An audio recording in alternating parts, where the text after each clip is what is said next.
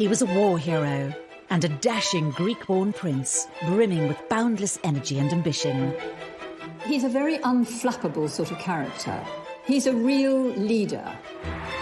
Yet when he married Princess Elizabeth in 1947, his life changed forever. And when she was crowned queen, his role became to serve and support her. Prince Philip had to bow down and pay homage to his wife. I, Philip, am your liege man of life and limb. It's a role he's dedicated almost 70 years to. It's been a challenge for us, but by trial and experience, I believe we have achieved a sensible division of labour. Why did he choose this life? And how have the requirements of duty sat with a man who is fiercely independent, opinionated and self-sufficient? He is someone who doesn't take easily to compliments, but he has quite simply been my strength and stay all these years. He's a curious mixture of being blunt, really quite rude at times, and very sentimental, very deep thinking, very inquisitive. Just how did Philip carve out a role as the king without a crown?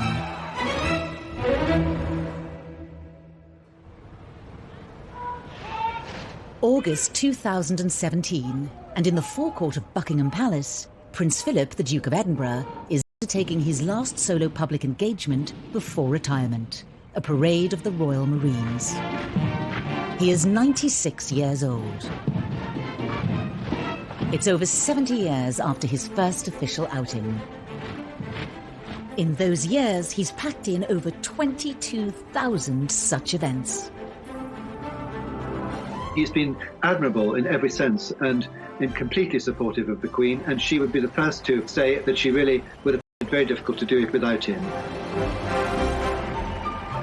There is this sense that she's only really been able to be as successful on the throne because she's had Prince Philip by her side supporting her. For those who believe that the monarchy is of some use to this country, he's an immensely important and influential figure.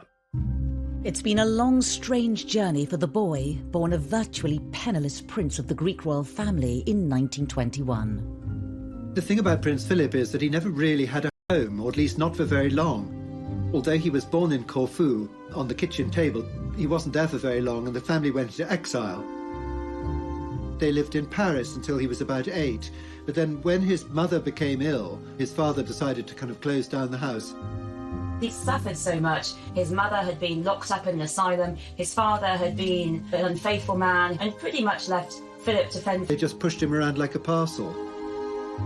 Relatives and benefactors paid for his schooling in Scotland, and then influenced by his mentor Lord Mountbatten, the young Philip opted for a naval career, enrolling at the Training Academy in Dartmouth.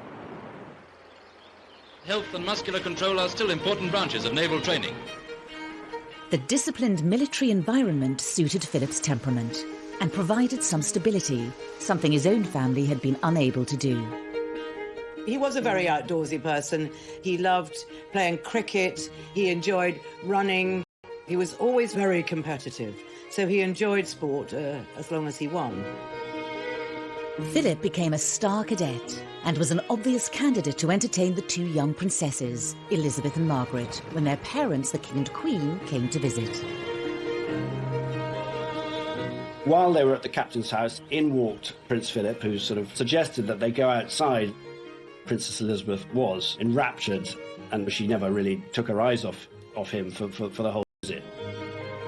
She was just entranced by him. She was 13, he was 18, and he was this glamorous, handsome, young Viking naval cadet about to go off to war. I mean, how was that not going to win the heart of this young girl? There was no way that she wasn't going to fall in love with him. But with war in Europe starting only months later, events soon took over their budding friendship as Philip sailed off to do battle. He saw action as an officer on HMS Valiant in the Battle of Matapan in the Mediterranean in 1941, where the British fleet trounced the Italian navy. He acquitted himself with great sort of bravery and great quickness of thought, and he was definitely seen as one of the rising stars. And as the war drew to an end, Philip fully expected to continue his rapid promotion through the naval ranks. He certainly had a good war, and of course a young, good-looking naval officer who'd had a good war absolutely the epitome of everything that was respected, respectable and wonderful come 1945. He's peculiarly well suited for the Navy. I mean, seamanship and navigation and everything came naturally to him. But also he absolutely loved naval life. It was a family for him. And on the home front, his friendship with Princess Elizabeth, who was by now 19, had turned into a fully fledged romance. Not everyone was happy with this turn of events. The courtiers, the household, the royal family, even government, there was a feeling that he just wasn't the right character for the job. It was said that he was ill-tempered, he was rough, and he was not inclined to be faithful. And really, I think a independent man. There were a lot of suspicions about him. Of course, as you can imagine, because if you look at his ancestry, there is a lot of German blood there. I think the king's concerns were more that his daughter was too young, really, to marry. He didn't want to lose her so soon. He liked Philip, but liking someone and having them as a prospective husband for your daughter are two very different things. And he felt that she needed to see the world a little bit. Partly to test the strength of her feelings for Philip, Princess Elizabeth was packed off with her parents on their 1947 tour of South Africa. Simple fact is that no matter how many times Elizabeth was told that Philip wasn't quite right, she'd look elsewhere, she didn't listen. She'd been set on Philip from the age of 13. He was the perfect husband for her. And actually, the more people tried to dissuade Elizabeth from marrying Philip, the more she became set on it. Despite the subtle, or not so subtle, arm-twisting of establishment figures, on the 9th of July 1947 came the announcement that changed everything. In these, the special studies of the pair since the news of their engagement, it's easy to see the radiant happiness of the princess as she and her very good-looking husband-to-be pose for the cameras in the palace. They both fell in love with each other. Princess Elizabeth was clear that this was the man she absolutely loved, and I'm sure she made that very clear to her parents. And so I think that was probably ultimately what sort of swung it, really. Philip slipped into his new role, supporting his fiancée, Princess Elizabeth, on her official duties. I am so happy that on this, my third visit, my future husband is by my side. He was the semi-destitute prince who had won the hand of the most eligible bride in Europe, if not the world, and with it an invitation to join a secure and settled family, very different from his own chaotic upbringing. But as he was to find out, the decision to marry Princess Elizabeth came at a price.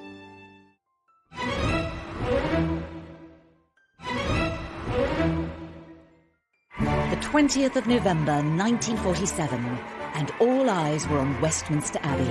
Thousands had assembled overnight, all eagerly waiting to see and to cheer the royal processions on this day of their own princess's marriage. Churchill described it like the first bit of colour to sort of happen after the war. It helped to cheer everyone up. You know, London was still a sort of bomb site, basically. Rationing was still in place. People had gone through a difficult time during the war.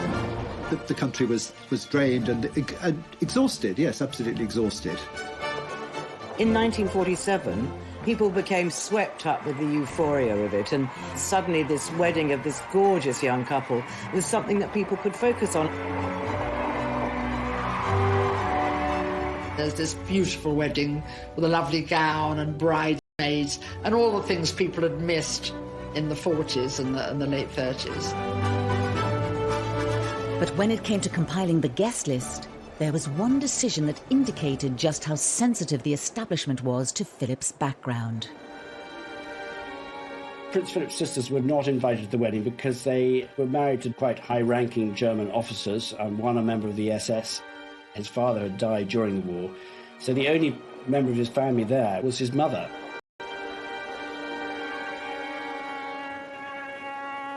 It was a decision that deprived him of family support on the big day. I think he was a little hurt, but it was probably the right decision because there was still a very, very strong anti-German feeling in this country. It must have been very difficult for him, but I guess he just went with the flow, basically. Certainly there's no evidence of any arguments about it. There was a sort of feeling that he was up against it. He had a sort of fight on his hands during the early years of his marriage, and to sort of establish himself, find a role for himself and a role in the country, really. Every father will understand this father's pride and delight in his young son. And almost a year later, Charles, the heir to the throne, was born. But for Philip, there was another indication of where the real power lay. It had been decided by Churchill and others that the couple's children wouldn't take his family name, Mountbatten, but hers, Windsor.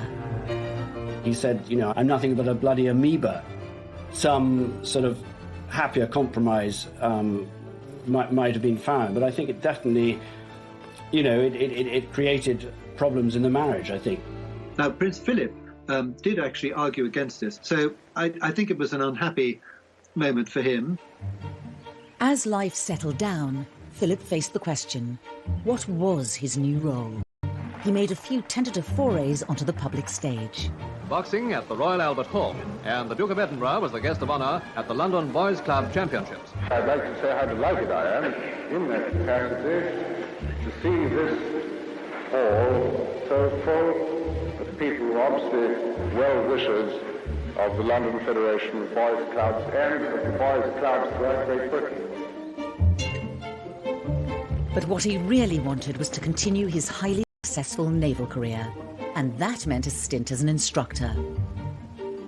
Lieutenant Mountbatten returns to the Naval Training Centre at Corsham, where he's an instructor at the Petty... It wasn't his thing. He wanted to be out there, commanding on active service. So desk jobs, teaching, administration, that really wasn't the job he wanted.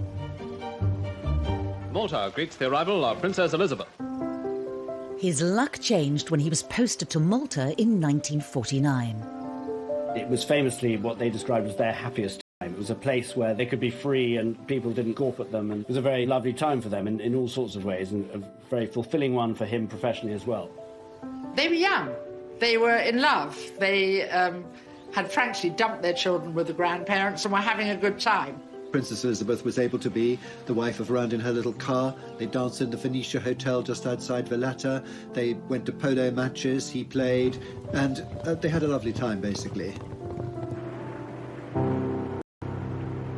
The only cloud on the Mediterranean horizon was the deteriorating health of King George VI. The nation's concern at His Majesty's illness is reflected in the crowd of loyal sympathisers gathered in the rain outside the palace to offer their own personal tributes. The King's health broke down very soon after the war. There were state visits when Princess Elizabeth had to make his speech, when the Queen Mother would be greeting, as it were, the King of Norway, and the King didn't even leave his room. So the ill health of the King curtailed Prince Philip's naval career. Philip tried to reconcile being pulled in two directions at once, a desire to continue with the naval career he obviously loved, and the duty to support his wife.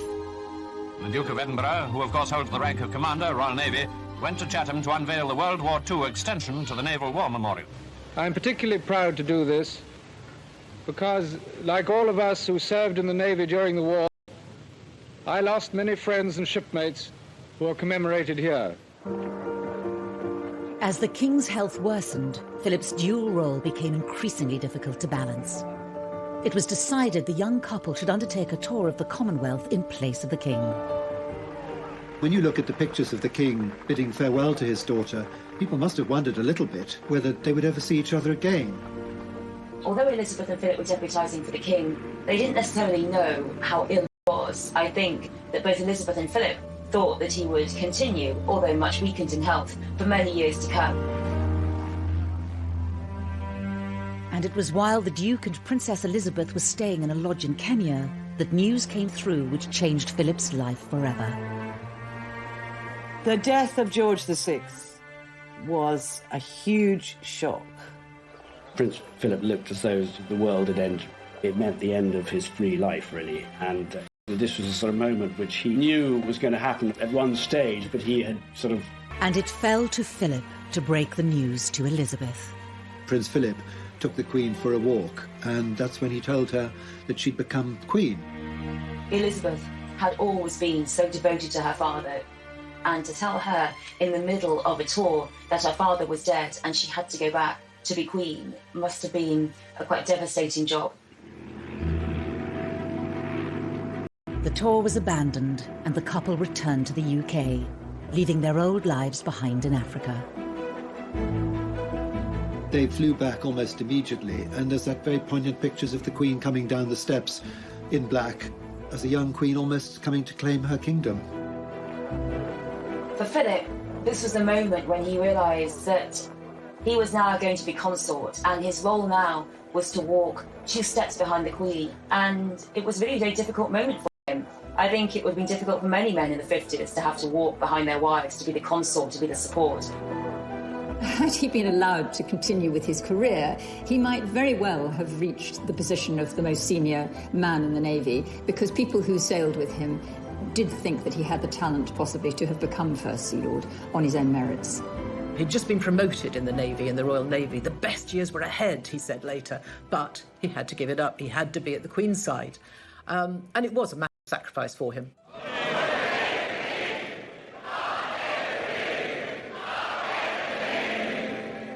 Just over a year later, Queen Elizabeth was crowned in Westminster Abbey. It was a fantastic and glorious occasion, the like of which will never be seen again, because there simply aren't all those people in uniform anymore, I'm afraid. But it was wonderful, a wonderful occasion, and very exciting. And this time, Philip, as chairman of the Coronation Commission, was able to ensure his 3 sisters were on the guest list to witness the extraordinary pageant. Prince Philip had to bow down and pay homage to his wife, and he said he was her liege lord. Faith and truth I will bear unto you, to live and die against all manner of folk, so help me God. That was a symbolic moment when he really had decided that his life was going to be dedicated to her life, which was dedicated to the monarchy. So basically, they'd both given up everything for duty, because there was no point in her giving up everything for duty if he wasn't prepared to do the same and support her. He was completely happy to kneel before his wife, and he just went through it like everybody else. The course of the rest of Philip's life was now set, to serve the Crown and the Queen. Philip is due home tomorrow from his tour of South America, a tour of 60 days and 36,000 miles. With characteristic energy, Philip threw himself into making royal visits abroad. He was never going to be the sort of person who would be happy sort of just slinking away to Balmoral or Sandringham and sort of spending his life shooting pheasants and, you know, pottering around the farm. So he developed a useful role promoting British business and technology. He goes to nuclear reactors, goes to glass-blowing factories making all kinds of products all over Britain. Philip had a really personal interest in the technology and intricacies of business and manufacturing. When Prince Philip first started making tours of inspection, his thoroughness was often inclined to startle. But now we're used to his rather specialised approach, and we see him here showing his particular interest in industry. Where he became very effective was going out and about and giving speeches, and his speeches were widely admired and sort of reported on the press. Ladies and gentlemen, it is clearly our duty as citizens to see that science is used for the benefit of mankind. For what use is science if man does not survive? There's a sort of impatience in him, which is impatience with people who are stuck in their ways. He's innately curious, and I think that's a great attribute, actually. He's a man with acquired wisdom on very, very many subjects. And there's one initiative virtually everyone agrees was a great idea. The Duke of Edinburgh's award scheme proves that the life of modern youth isn't all pop music, long hair and punch-ups. He recently presented gold awards to 127 girls and over 750 boys. Since its launch in 1956, over 6.5 million young adults have developed their confidence and skills by taking on physical, social and charitable challenges in their desire to earn a bronze, silver or gold award. Just got to talk to these young people who come from every walk of life and find out what they've done and the excitement they've done, the adventures they've had getting these awards, to realise that it is a great achievement that he started this scheme, and it's very much of his character. The presentation took place in the gardens of Buckingham Palace, something of a thrill for all the youngsters. Whatever his personal feelings and frustrations, Philip was reconciled to his role supporting the Queen, was father to 4 children, and the monarchy seemed secure for another generation. Philip's life seemed as settled as anyone's could be in his extraordinary position. But soon the settled life would be tested to its very limits, and the test would come from inside his own family.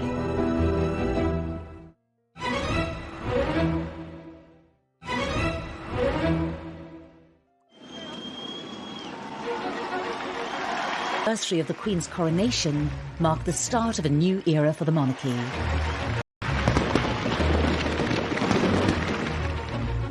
The year before had seen the Duke of Edinburgh and the Queen welcome the birth of their first grandchild to Princess Anne. But thoughts soon turned to Charles, the heir to the throne. Approaching his 30s and still single, Prince Philip was anxious for his son to settle down and maintain the line to the throne.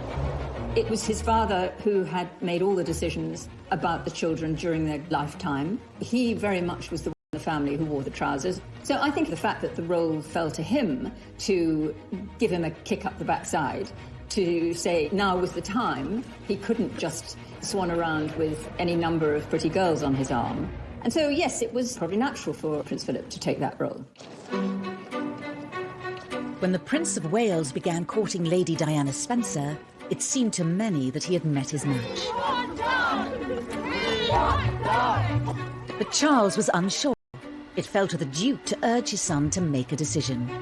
Prince Charles and his dad are very different creatures. He's a pragmatist, and Charles is a romantic. I don't think that Prince Philip has been unfeeling towards Charles ever, but I think he found that his son was dithering about whether he should marry this young girl or not. There came a point when Prince Philip told Prince Charles to get on with it. And that is how a letter was written to Prince Charles. And what it actually said was, this girl is running a gauntlet every day of press and things. If you are going to marry her, I think it would be a good idea to get on with it. And if you're not, then probably it would be kinder to say so now, rather than to leave this thing in a limbo. Prince Charles felt himself to be very pressurised into it. 11 a.m., Buckingham Palace. The beginning of a day to remember for Prince Charles, Lady Diana, and for quite a lot of other people too. Jolted into action by the Duke of Edinburgh, Charles proposed to Diana in February 1981. The two were married just 5 months later to the delight of the nation and millions around the world. But to Prince Philip's dismay, Charles and Diana's honeymoon period would be short-lived. The strains in their relationship were fully exposed during their trip to South Korea last month. The distance between them could not be disguised. The papers dubbed them the Glums. Well, being a dad and being a father-in-law, he would have been pretty disappointed because he and the Queen believe in the sanctity of marriage. There was disappointment that this great expectation in 1981 of this mammoth wedding, which was everybody billed it as a fairy tale wedding, should sort of suddenly crumble in the mid-80s. To counsel the once happy couple.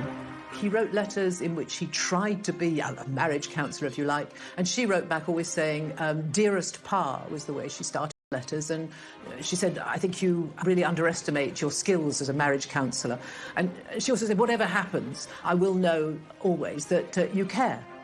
This is Prince Philip, husband, consort of the Queen, father of the Prince of Wales, who is heir to the throne. So he probably felt that it was not just a family duty, but it was a public duty to try and get them to talk to each other, to reconcile and to save the marriage. No two marriages are quite alike. I think that the main lesson that we've learned is that tolerance is the one essential ingredient of any happy marriage. It may not be quite so important when things are going well, but it is absolutely vital when things get difficult. Despite Prince Philip's attempts to mediate, Charles and Diana separated in 1992. It is announced from Buckingham Palace that, with regret, the Prince and Princess of Wales have decided to separate. It was just one of a series of marital setbacks to hit the royal family that year. The Yorks' apparent separation leaves two young children in an unprecedented position so close to the throne. To see your children go their separate ways and to suffer and to do so publicly, it was very difficult for them. Probably a little frustrated that they just couldn't get on with it, because that's the kind of man he is. He's a man who gets on with things. I sometimes wonder how future generations will judge the events of this tumultuous year. The marriage finally cracked amid rumours the princess had been secretly meeting the dashing naval commander Tim Lawrence. He was exasperated that all these things were going on within the family, none of which was the fault of the Queen or Prince Philip, but was having repercussions on the Queen in that the media was saying, well, why can't she control her family? Well, if your son is 40-something, you don't tell a 40-year-old how to behave. You hope that they're going to be able to do it themselves. It has turned out to be an annus horribilis. But after the breakdown of 3 of their children's marriages, in November there would be yet another blow to the Queen and the Duke of Edinburgh. There are no words that can describe this scene. The sky aglow above Windsor tonight as 1,000 years of history takes flame. The Windsor Castle fire was a huge personal tragedy for the Queen. It's a much-loved home, and I remember being there and watching her in the courtyard the morning after the fire, walking amongst the smouldering timbers, and I felt really sorry for her. She seemed like a rather sad old lady at that moment. But things got worse because the government said that they would pay, the taxpayer, in other words, would pay for the repairs at Windsor. Why should we pay? Government don't pay, we pay.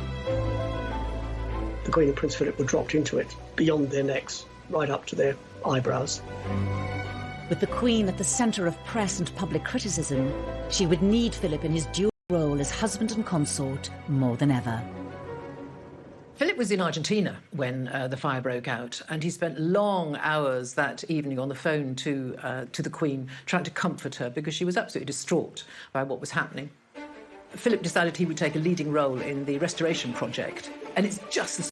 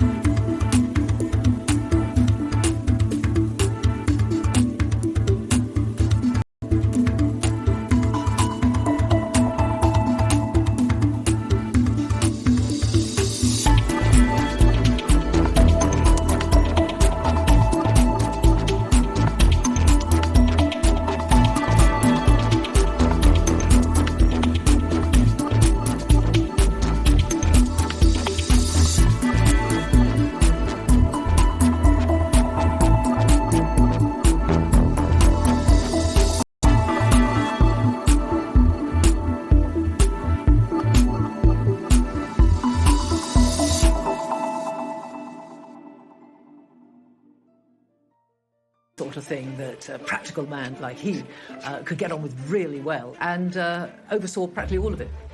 And I think that was hugely important moment within their marriage, really. Metaphorically, he couldn't mend his children's marriages, but what he could do and be useful doing was restore Windsor Castle. We have reports from Paris that Diana, Princess of Wales, has been killed in a... The sudden and shocking death of Diana in Paris was another terrible setback. The surgeons fought for 2 hours to restart her heart. At 3 o'clock this morning, London time, they admitted defeat and announced that Diana, Princess of Wales, was dead. The decision to remain at Balmoral in the days that followed caused public uproar. But it was a family decision, and one Prince Philip was at the heart of. The Queen and Prince Philip took the view that when Diana died, the children who were already at Balmoral should stay at Balmoral, and that the family should hunker down together in Scotland, looking after those boys and wrapping their arms around them. Philip would have been very instrumental instrumental in them staying up in Scotland, because he would have known the way a boy gets over stuff is doing stuff, activity, climbing a tree, and also running, physical exhaustion, so they would actually sleep at the end of the day. All of those things would have been part, if you think about it, of the training that Philip had had. He's always done exercises all his life, and I think he would have thought this is what might help the boys through the next couple of days. But they did eventually come down to Buckingham Palace. Someone handed a bouquet to the Queen and said, look after the boys. And he said, well, that's exactly what we have been doing. That's what we've been doing. He was very much the grandfather then, and he continued to nurture and guide William and Harry through those dark days following Diana's death. These people are waiting to see the People's Princess pass by on her last journey, and the royal family are at the gates of Buckingham Palace waiting to do exactly the same thing. Just as it was behind closed doors in Balmoral, Prince Philip's role would be just as pivotal on the very public day of Diana's funeral, as millions watched around the world. I wondered where the Duke of Edinburgh was when I saw the gates of Buckingham Palace. I should have thought of it. He, of course, going to walk to, a gentleman of 75 years old. Philip played a very big part in the way the funeral played out. Charles Spencer wanted to walk behind the cortege himself on his own. And the two Charleses fell out over this. And it was solved and sorted by Prince Philip, who stepped in and said, look, I will walk as well. And as a result, the two Charleses, the two boys, and Prince Philip all walked that long walk from St James's Chapel to Westminster Abbey. There was controversy over whether or not the boys should walk behind their mother's coffin. There was some pressure, I think, from Downing Street that they should be seen to do so.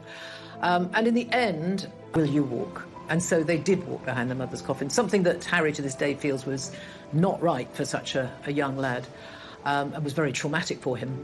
But there is a moment when the coffin passes under an archway of horse guards, and you can see, I think, Philip just put a little reassuring hand on William's shoulder. He was there by their side and giving them some very important and much-needed strength.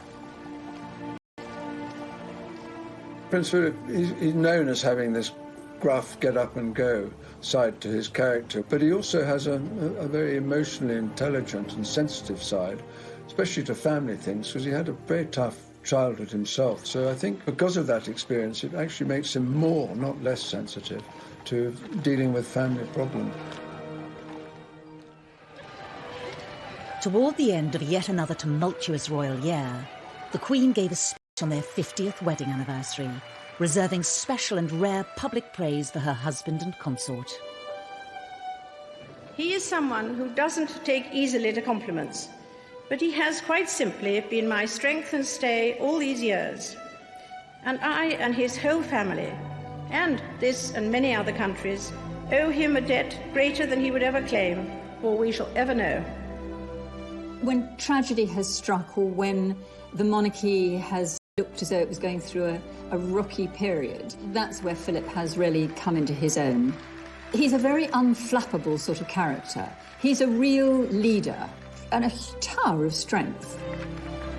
The Duke had been instrumental in helping the Windsors navigate the most turbulent years of the Queen's reign. And thankfully, brighter times were ahead.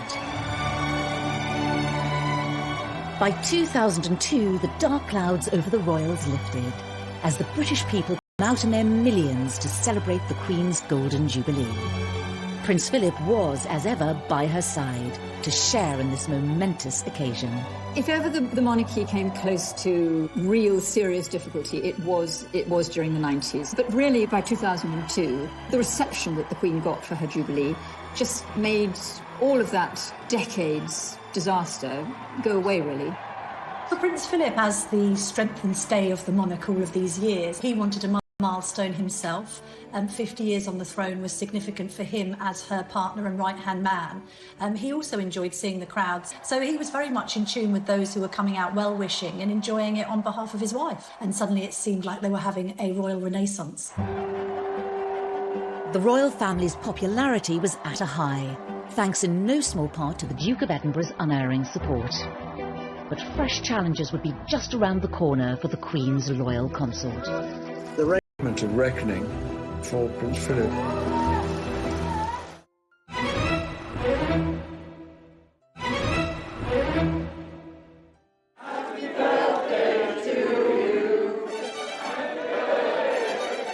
2011 saw the Duke of Edinburgh celebrate his 90th birthday. What I just want to do is to welcome you all here on this 100th birthday party. 100th, you know, it's not 90. I remember seeing him around about that time at Buckingham Palace, and he'd been a little bit poorly, and then he came across, and I said, "Oh, good to see you, sir. Good to see you looking so well." And he looked me up and down and said, "Oh, you're not looking so bad yourself, actually." So he still had a twinkle in his eyes.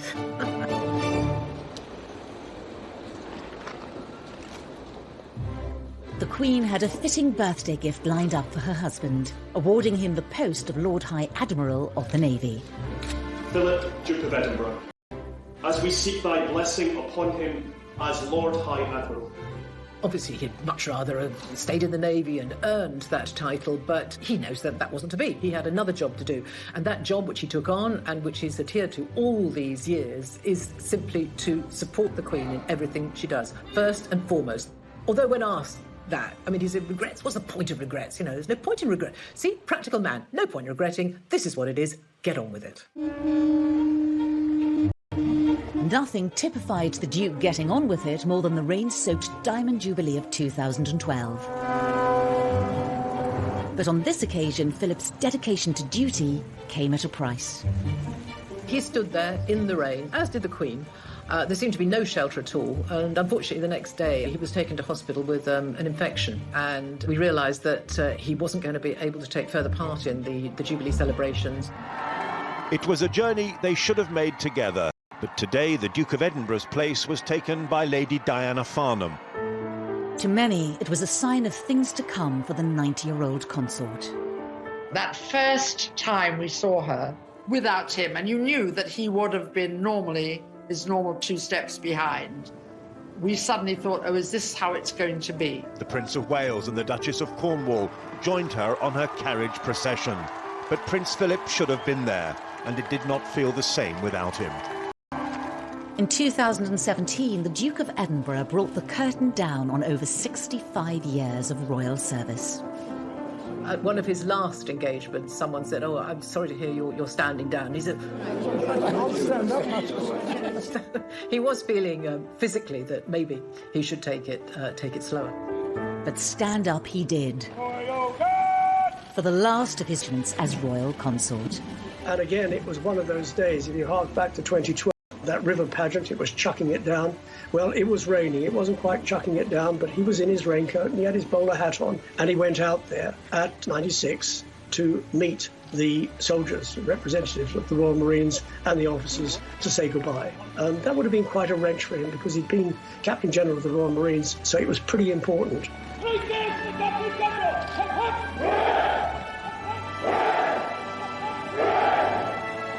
He doesn't do misty-eyed. He doesn't get a lump in his throat.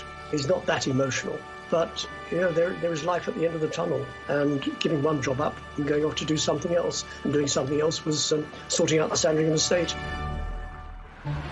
And it was near the Sandringham estate in 2019 that there was to be another unscheduled public appearance for Prince Philip. As he was driving out, the sun was in his eyes. He didn't see a car coming from his right, and as he drove out, he was hit by that car. And the Range Rover was knocked on its side and sent hurtling over to the other side of the road. Surprise, surprise, and by miracle, that Prince Philip got out of that car with just a few scratches.